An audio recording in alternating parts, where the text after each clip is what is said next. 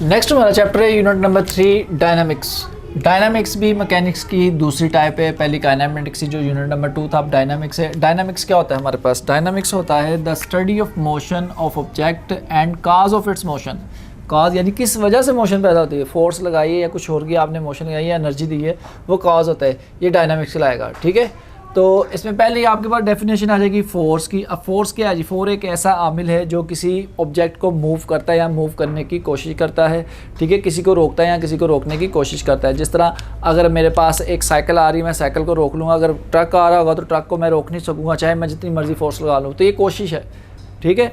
इसी तरह अगर मेरे पास साइकिल है, साइकिल को मैंने ईजिली धक्का दे के क्या किया, मूव कर दिया। अगर उसी ट्रक को मैंने मूव करना होगा, अकेले ने मैंने धक्का देना होगा, मैं मूव नहीं कर सकूंगा, तो ये कोशिश कर सकता हूँ, ठीक है। और इसके अलावा force also change the direction of the body, यानी कि जिस तरह एक बॉलर आपकी तरफ बॉल फेंकता, आप हिट करते हैं तो बॉल की डायरेक्शन चेंज हो जाती है। दूसरा, force also change the size of the body. वो कैसे जी? आपके पास ये एप्पल है, आपने नाइफ की मदद से इस एप्पल को काट देंगे तो साइज़ भी चेंज हो जाएगा, दूसरा इसकी शेप भी चेंज हो जाएगी, यानी फोर्स साइज़ और शेप भी चेंज करती है। तो ये आपके पास फोर्स कहलाता है। फोर्स के बाद जब आपके पास पहला टॉपिक है वो है इनर्शिया। इनर्शिया क्या होता है? ये आपके पास गैलीलियो ने कहा जी कि जो इजी चीज़ें हैं उनको रोकना, उनको मूव करना आसान होता है बानिस्बत जो हैवी बॉडीज़ होती हैं, ठीक है। लाइटेस्ट बॉडी को या लाइट बॉडी को मूव करना, रोकना आसान होता है, हैवी बॉडी को मूव करना या रोकना मुश्किल होता है, ठीक है। इसी चीज़ को न्यूटन ने मज़ीद एक्सप्लेन किया। उसने कहा जी हर बॉडी की अपनी एक इंटरनल प्रॉपर्टी होती है जो कि बॉडी की मोशन या रेस्ट कंडीशन को रेजिस्ट करती है। उस इंटरनल प्रॉपर्टी को उसने इनर्शिया का नाम दिया। Inertia of a body is its property due to which it resist, मुखालफत करना, मुजामत पेश करना, any change its state of rest या मोशन, चेंज ऑफ रेस्ट या मोशन के खिलाफ मुजामत पेश करती है, वो क्या कहलाती है? इनर्शिया कहलाती है। इसकी एग्जांपल आपके पास ये ग्लास के नीचे पानी है जी, उसके ऊपर आपने एक बोर्ड रख दिया या छोटा सा गत्ते का पीस रख दिया, उसके ऊपर आपने कोइन रख दिया। अब आप क्या करेंगे? आप फ़ौरन गत्ते का पीस नीचे खींचेंगे तो कोइन उसके साथ मूव करने की बजाय कोइन नीचे पानी में गिर जाएगा। उसकी क्या वजह होगी? आपने गत्ते को मूव किया लेकिन कोइन की पोजीशन एट रेस्ट है। इनर्शिया ने उसकी पहले वाली हालत बरकरार रखी, यानी रेस्ट कंडीशन बरकरार रखी। गत्ता आपने नीचे से निकल गया और वो क्या होगा जी? कोइन नीचे गिर जाएगा। इसी तरह आपने 5 कोइन एक दूसरे के ऊपर रख दिए और नीचे एक पेपर की पट्टी रख दी। अगर आप पट्टी को स्लाइटली मूव करेंगे, कोइन मूव करेंगे, लेकिन आप पट्टी को फ़ौरन से निकाल लेंगे, कोइन अपनी जगह पे रहेंगे, वो मूव नहीं करेंगे। ये हो गया एट रेस्ट वाली कंडीशन। अब मूविंग वाली कंडीशन, आप बस में जा रहे हैं, बस में आपने बस के स्टैंड या जो भी आपने रॉड को पकड़ के आप खड़े हुए हैं, ठीक है। अब आपका जो पूरा जिस्म है वो बस के साथ मोशन में है। बस के लिहाज से आप रेस्ट में, लेकिन पूरा जिस्म बस के साथ मूव कर रहा है। अब बस अचानक रुक गई, बस रुक जाएगी, ब्रेक लगेगी, आपकी जो नीचे वाली बॉडी होगी वो एट रेस्ट पे आ जाएगी, लेकिन ऊपर वाली बॉडी होगी वो मोशन में आएगी, जिसकी वजह से आप आगे की तरफ मूव करते हैं। तो ये इनर्शिया की वजह से होता है, ठीक है। नेक्स्ट आपके पास है मोमेंटम। मोमेंटम को समझने के लिए आपको एग्जांपल देता हूँ जी। एक है आपके पास हैवी ट्रक आकर एक छोटी सी कार के साथ टकराता है तो वो उसको बहुत ज़्यादा नुकसान पहुँचाएगा, ठीक है। तो स्पीड बहुत स्लो है ट्रक की, लेकिन उसका मैस ज़्यादा है, ठीक है, तो कार को नुकसान हुआ। अब इसी तरह आपके पास ये दीवार में एक छोटी सी बुलेट आकर टकराती है। अब बुलेट का मैस बहुत कम है ट्रक की निस्बत, लेकिन उसका नुकसान बहुत ज़्यादा होगा क्योंकि उसकी स्पीड ज़्यादा होगी। इसका मतलब क्या होगा? कोई एक ऐसी फिज़िकल क्वांटिटी है जो मैस और स्पीड या वेलोसिटी पे डिपेंड करती है। उस फिज़िकल क्वांटिटी को क्या नाम दिया? मोमेंटम का दिया। Momentum of the body is the quantity of its motion possessive due to its mass and velocity. Momentum vector quantity होती है, उसका फार्मूला होता है P is equal to mv के। डायरेक्शन इसकी वही होती है जो कि डायरेक्शन ऑफ मोशन यानी डायरेक्शन ऑफ वेलोसिटी होती है। मोमेंटम की जो डायरेक्शन होती है वो डायरेक्शन ऑफ वेलोसिटी होती है। ये वेक्टर क्वांटिटी है और इसका यूनिट होता है मीटर पर सेकंड। किस पे डिपेंड करता है? मोमेंटम मैस और वेलोसिटी पे डिपेंड करता है, ठीक है। नेक्स्ट हमारे पास है न्यूटन्स लॉ ऑफ मोशन, जिसमें हमारे पास फर्स्ट लॉ आ जाएगा। अब फर्स्ट लॉ क्या है जी?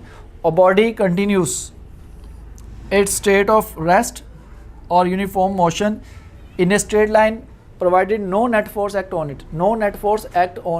फॉर एग्जाम्पल, ये टेबल पे ये एक बुक पड़ी हुई है। अब ये तब तक पड़ी रहेगी जब तक कोई उसे आकर वहाँ से उठाएगा नहीं, ठीक है ना, उसकी पोजीशन चेंज नहीं करेगा। या एक बॉल आपने एक ज़मीन पे फेंक दिया और उसमें फ्रिक्शन नहीं है, तो ये तब तक मूव करता रहेगा जब तक वो आकर इसको कोई फोर्स लगा के इसकी डायरेक्शन यहाँ इससे रोकेगा नहीं, ठीक है। Newton first law of motion को लॉ ऑफ इनर्शिया भी कहते हैं। वो क्यों जी? क्योंकि ये इनर्शियल प्रॉपर्टी ऑफ मैटर से डील करता है। It deals with the inertial property of matter, therefore Newton first law of motion also called law of inertia. Inertial property थी क्या थी कि पहले वाली मोशन बरकरार, तो इसमें भी वो पहले वाली मोशन को ही बरकरार रखेगा अगर नेट फोर्स नहीं होगी, इसलिए फर्स्ट लॉ ऑफ मोशन को लॉ ऑफ इनर्शिया भी कहते हैं। Newton second law of motion, second law of motion की स्टेटमेंट है when a net force acts on a body it produces acceleration in the body in the direction of net force, ठीक है। Acceleration पैदा होगा net force की direction में। Magnitude of this acceleration is directly proportional to the net force and inversely proportional to the mass of its mass, ठीक है। तो उसके मास के इन्वर्सली प्रोपोर्शनल और नेट फोर्स के डायरेक्टली प्रोपोर्शनल स्टेटमेंट के मुताबिक ये दो रिलेशन बन जाएगा। इन दोनों रिलेशन को कंबाइन करेंगे F/m आ जाएगा।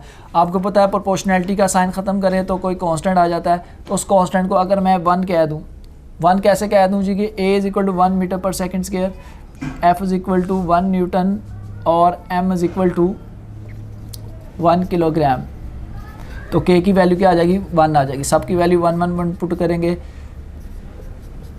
तो K 1 आ जाएगा। अब K 1 ऊपर पुट करेंगे तो A = 1 × F/m या F = ma, ठीक है।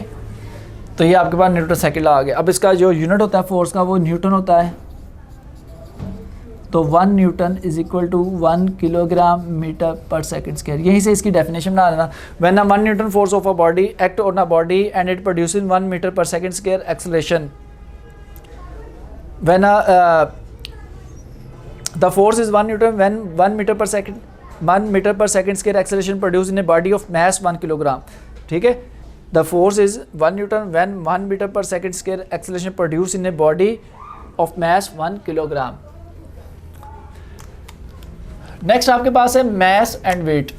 अक्सर इस सवाल आ जाता है differentiate between mass and weight, तो इसमें डिफरेंस आपको पता होना चाहिए। सबसे पहले हम मास की डेफिनेशन करते हैं। Mass is of a body is the quantity of it's matter possessed bye it, यानी कि मोमेंटम की मास जो है वो मैटर की क्वांटिटी है जो कि बॉडी पोसेस करती है। मास को m से शो करते हैं। मास का यूनिट किलोग्राम होता है। मास स्केलर क्वांटिटी होती है। Mass everywhere in the universe remain same, यानी आप ज़मीन पे हैं वहीं पे, आप चांद पे चल जाएंगे मैस उतना ही रहेगा, मैस की वैल्यू चेंज नहीं होती, ठीक है। मैस को आप सिंपल फिजिकल बैलेंस से मेजर कर सकते हैं। ये मैस के हैं। नेक्स्ट आ गया weight. Weight of the body is the force of gravity acting on it, यानी बॉडी पे जो फोर्स ऑफ ग्रेविटी एक्ट करती है वो उसका वेट कहलाता है। वेट को आप स्मॉल w से शो करते हैं which is equal to mg, ठीक है। वेट वेक्टर क्वांटिटी होती है। वेट का जो यूनिट होता है वो न्यूटन होता है। वेट की जो वैल्यू है वो ग्रेविटी के साथ साथ चेंज होती रहती है, यानी जो ज़मीन पे इंसान का वेट है वो चांद पर नहीं होगा। और वेट को आप स्प्रिंग बैलेंस से मालूम करते हैं। नेक्स्ट आपके पास है Newton third law of motion. इसकी पहले हम स्टेटमेंट कर लें। To every action there is always an equal but opposite reaction. हर एक्शन का एक इक्वल और ऑपोजिट रिएक्शन होता है, उसको आप Newton third law of motion कहते हैं। फॉर एग्जांपल आपके पास ये एक टेबल पर बुक पड़ी हुई है। बुक का वेट डाउनवर्ड एक्ट कर रहा है और टेबल का रिएक्शन अपवर्ड है। दोनों आपस में इक्वल है, जितना वेट होगा उतना रिएक्शन होगा, लेकिन दोनों की डायरेक्शन क्या है जी? ऑपोजिट है, ठीक है। बलून में आप एयर फिल करते हैं, फिर बलून में से उसको छोड़ दें, बलून से एयर का निकलना, अगर ये एक्शन है तो बलून का उसी वजह से पीछे की तरफ मूव करना फोर्स की वजह से, वो क्या होगा? उसका रिएक्शन होगा। एक रॉकेट का ऊपर की तरफ जाना एक्शन, और फोर्स का पीछे की तरफ निकलना गैसेस का in the form of thrust ऊपर जाना, और गैसेस का नीचे की तरफ लगना क्या होगा? आपके पास रिएक्शन होगा। तो ढेर सारी एग्जांपल है, और भी एग्जांपल आप इसमें दे सकते हैं। तो डेफिनेशन क्या होती है? To every action there is always equal but opposite reaction होता है।